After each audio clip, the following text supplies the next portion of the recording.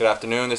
My name is Gilbert Garcia. I'm doing a semester project for my sports psychology class for Professor Camarco. My report was on the book MoneyBall, written by Michael Lewis. The book was was like an investigation on on how less can actually get you more, but with the right strategy and committing to that strategy and sticking with it.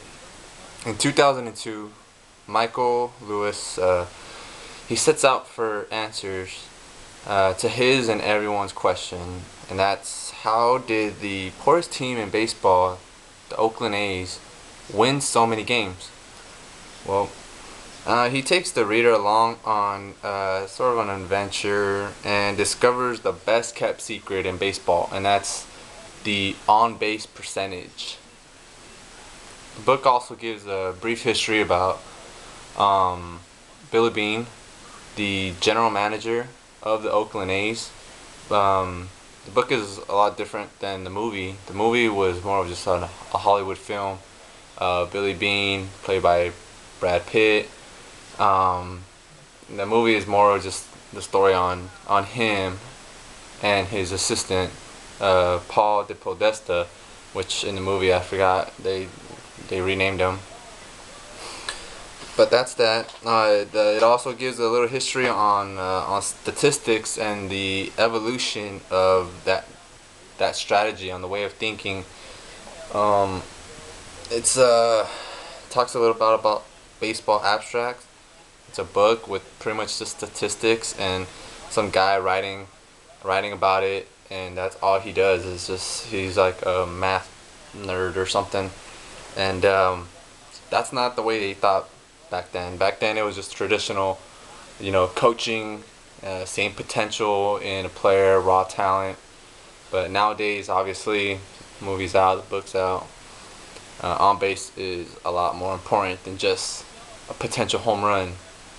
But it's got that backside where he can fail, but a consistent on base percentage will result in getting on base, and obviously getting on base can lead to scoring runs. Was sports psychology introduced in this book, and how did the athlete use it to his or her advantage? It was in the book, but it wasn't more like introduced. Billy Beane used to be a top-notch prospect out of high school, and he was getting scouted by the MLB, by all the top teams, top colleges, and when he decided to go pro, and during the minors, he didn't do so well. So he couldn't cope with failure and pressure, and as a result of that, he just turned out to be an average, more like a bust player. And strikeouts came, and nothing good came out of that. He turned to violence, and he was just like breaking bats and had a bad attitude. What did you learn about the main character that you didn't know before reading the book? I didn't know Billy Beane was just a top-notch prospect. In the book, it says he just impressed scouts. He had the 5 tools, the speed, the power, the hitting ability, defense, and just the all-around everything. From good looks to talent to just everyone liked him. He just had that personality, and that was just something new to me. How has the athlete inspired you? Well, let's see. When Billy Beane chose to go pro, he had the opportunity of a lifetime to go to Stanford University and play ball there, but instead chose the money. And at the end of the book and at the end of the movie Moneyball, he says that he made a decision based on money once, and he said he'd promised himself he'd never do it again. That sort of inspired me to just do what I'm supposed to do and do me.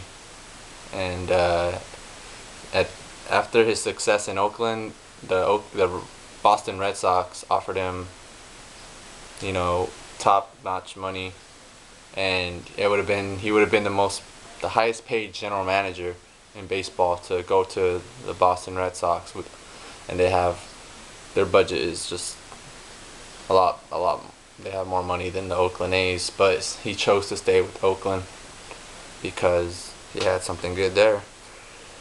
Now, what aspects of the athlete's life motivate you to work harder in your life? Pretty much, that's pretty much it right there. You know, they find new ways of thinking. You know, Billy Beane and his assistant De Podesta, you know, they have a small budget, not like other teams. They have to find resources, you know, to get those right players for their team, you know, and still be under their budget and being able to afford them. So there's always an answer. It's not just the most money, the biggest players, the biggest names wins the game. It's just that's not it. Would you recommend this book to an athlete and non-athletes alike?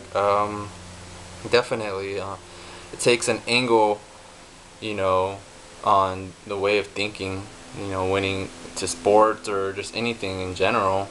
You know, they don't have the resources like other teams, so they're looking for different ways to succeed, and it's not the traditional old school way where, you know, you look at someone and says he has a good physique and, you know, he can drop home runs, but it's more of, doesn't matter what the guy looks like, doesn't matter how he bats, doesn't matter how his swing is, he gets the job done, and, you know, it gives us the best chance to win.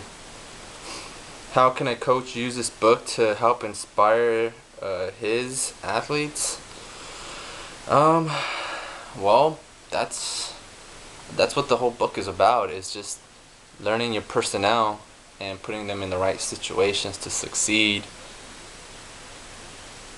You know, Billy Beane, Paul De Podesta, they found ways to work the system to get around the system. You don't need all the money to get to win ball games, and they you know, from what their budget was, you know, they just crushed the top payroll teams like the Yankees and the Red Sox and the Mets.